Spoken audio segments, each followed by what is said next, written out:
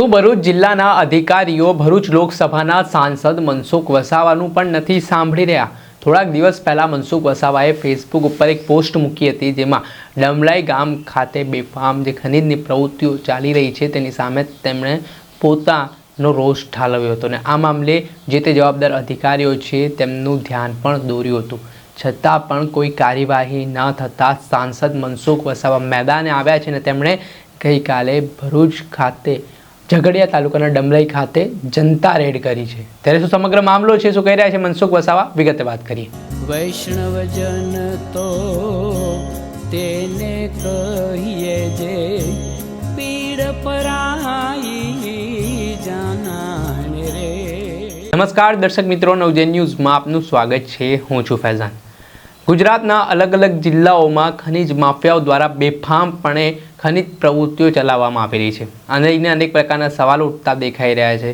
થોડાક સમય અગાઉ સુરેન્દ્રનગરની વાત હોય કે પછી ભરૂચ જિલ્લાના ઝઘડિયા ખાતે આવેલા ડમલાઈ ગામમાં કહેવાય રહ્યું છે કે ગેરકાયદેસર ખનીજ માફિયાઓ છે તે ખનનની પ્રવૃત્તિઓ કરી રહ્યા છે, જેમાં ચૂનાનો પથ્થર હોય, સિલિકા હોય, માટી હોય, તેમજ અલગ અલગ જે ખનીજની ચોરી છે તે કરવામાં આવી રહી છે. કોઈ પણ પ્રકારની રોયલ્ટી છે તે ખનીજ માફિયાઓ દ્વારા ચૂકવવામાં નથી આવી રહી, તેના કારણે સરકારી તિજોરીઓ પર એક મોટું નુકસાન થતું દેખાઈ રહ્યું છે. પરંતુ આમાં સરકારી અધિકારીઓ પણ મૌન સેવીને બેઠા હોય તેવી સ્થિતિનું નિર્માણ થયું છે, કેમ કે ભરૂચ લોકસભાના સાંસદ મનસુખ વસાવાએ સરકારી અધિકારીઓ પર પણ આરોપ કરવાની શરૂઆત કરી છે. આજથી થોડાક દિવસ પહેલા સાંસદ મનસુખ વસાવાએ ફેસબુક ઉપર એક પોસ્ટ મૂકી હતી, જે પોસ્ટમાં તેમણે ઝઘડિયાના રાજપારડી ખાતે આવેલા ડમલાઈ ગામમાં જે ગેરકાયદેસર રીતે ખનીજની પ્રવૃત્તિઓ ચાલી રહી છે તેને લઈને તેમણે જે તે જવાબદાર તંત્રના અધિકારીઓનું ધ્યાન પણ દોર્યું હતું. છતાં પણ કોઈ નિરાકરણ ન આવતા અંતે ભરૂચ લોકસભાના સાંસદ મનસુખ વસાવા સાથે ડેડિયાપાડાના પૂર્વ ધારાસભ્ય મહેશ વસાવા સહિતના જે ભાજપના નેતાઓ છે, આગેવાનો છે, તેમના દ્વારા તેમજ ત્યાંના સ્થાનિક રહીશો છે તેમણે ડમલાઈ ગામ ખાતે જે ખનીજની પ્રવૃત્તિઓ ચાલી રહી છે તેના પર જનતા રેડ કરી હતી. આ દરમિયાન મનસુખ વસાવાનું નિવેદન સામે આવ્યું છે. તેમણે શું આરોપ લગાવ્યા છે અને તેમની શું માંગ છે તે સાંભળી લો. ભરૂચ જિલ્લાના ઝઘડિયા તાલુકાના રાજપારડી પાસે ડમલાઈ ગામમાં કેટલાક ભૂમાફિયાઓએ સિલિકા કાઢવાનું મોટું કૌભાંડની શરૂઆત કરી. એ માહિતી ઝઘડિયાના આગેવાન અને ડેડિયાપાડાના પૂર્વ ધારાસભ્ય શ્રી મહેશભાઈ વસાવા અને મને મળી. તમે બંને લોકોએ આ જે ઘટના છે, જે મોટું કૌભાંડ છે એને બહાર લાવવા માટે પ્રયત્નો કર્યા. એમને પણ એમના સોશિયલ મીડિયા એમના ગ્રુપમાં મૂક્યું, મેં પણ મારી પોસ્ટ મૂકી. આને લઈને કેટલાક આની સાથે જોડાયેલા લોકો અમને ખોટા પાડવા માટેના પ્રયાસો કર્યા છે. તો અમે સાચા છે એ સાબિત કરવા માટે આજે પ્રત્યક્ષ વિસ્તારના આગેવાનો સાથે અમે આવ્યા છે. આપ બધા જોઈ શકો છો, મીડિયાના મિત્રો પણ, અને બીજા લોકોને ન દેખાતો હોય અધિકારીને એ પણ આવીને જોઈ શકીએ છીએ. ઓફિસમાં બેઠા બેઠા નહીં જોઈ ભાઈ, અહીંયા સ્થળ પર આવ્યા. જેમ માનનીય મહેશભાઈ વસાવાને હું પોતે અહીંયા આવ્યા એ રીતના બધા, અને મારી સાથેની ટીમ બધા લોકો આવ્યા, એ રીતના અધિકારીઓ પણ આવ્યા, આની સાથે જોડાયેલા અધિકારી.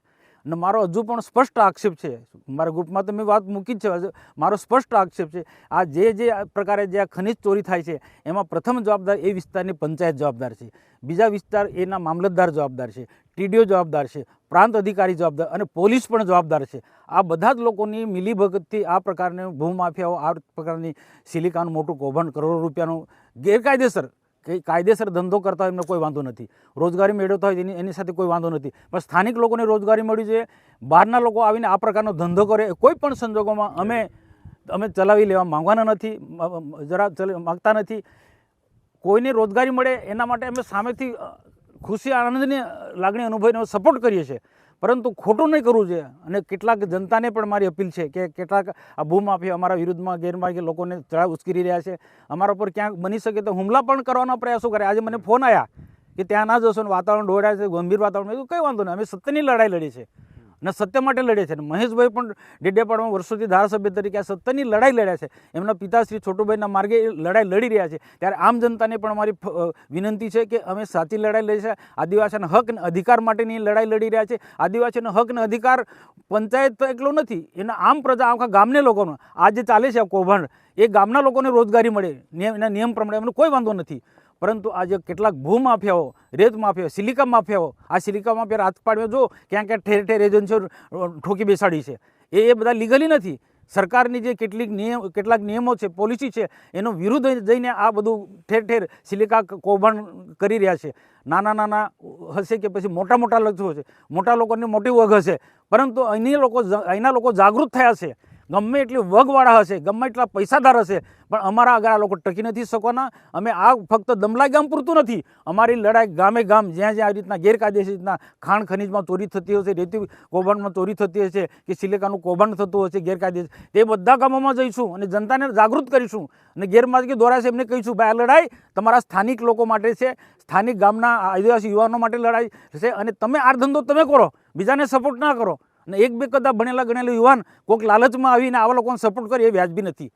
તો આવનારા દિવસોની અંદર અમે વહીવટીતંત્રનું પણ ધ્યાન દોર્યું છે અને જો હજુ પણ ધ્યાન દોરવાના છે. હું મહેશભાઈ સાથે જઈને કલેક્ટરને રજૂઆત કરીશું. આની તપાસ થવી જોઈએ. એમાં પંચાયતના પણ જવાબદાર લોકો છે, એમાં સરપંચ હશે, તલાટી હશે, મામલતદાર પણ જવાબદાર છે, પોલીસ પણ તેટલી જવાબદાર, ટીડીઓ પણ તેટલો જવાબદાર, અને પ્રાંત અધિકારી પણ તેટલો જવાબદાર છે. આજે જો મહેશભાઈ પોસ્ટ મૂકી, મેં પોસ્ટ મૂકી, આ ખાલી પોલીસ બંદોબસ્ત એકલા આવ્યા છે અમને બીવડાવવા માટે, પણ અધિકારી જેમની ખરેખર જેમની જવાબદારી છે, ખાણ ખનીજથી માંડીને બધા જ લોકો, મામલતદાર કે પ્રાંત કે જે હશે એ બધા લોકો અહીંયા આવવું જોઈતું હતું. અને આ સ્થળ પર અમે બતાવતા એમને કદાચ આંધળા લોકો એમને પાટા બાંધેલા છે, પ્રાંતના અધિકારીને પાટા બાંધેલા છે, મામલતદારને પાટા બાંધેલા છે, ખાણ ખનીજના અધિકારીને પાટા બાંધેલા છે, કે પોલીસના અધિકારી જે નિયમની હપ્તા લે છે એમને પાટા બાંધેલા હશે. અને સરપંચના અહીંયા આવતા તે અમને જે પડકાર ફેંક્યો છે એમને બતાવતા સરપંચની પાસે જો એ ટીમ જો વિનંતી કરું છું, તમે જાતે અહીંયા આવો, ગામ પંચાયતની તમારા ક્યાં આખી બોડી આવે ને જુઓ કે તમારા પંચાયતની અંદર કેટલું ગેરકાયદેસર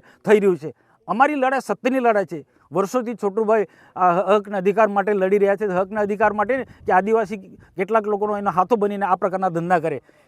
તો સરપંચનું એવું કેવું કે તમે એમની છબી ખરાબ કરો છો.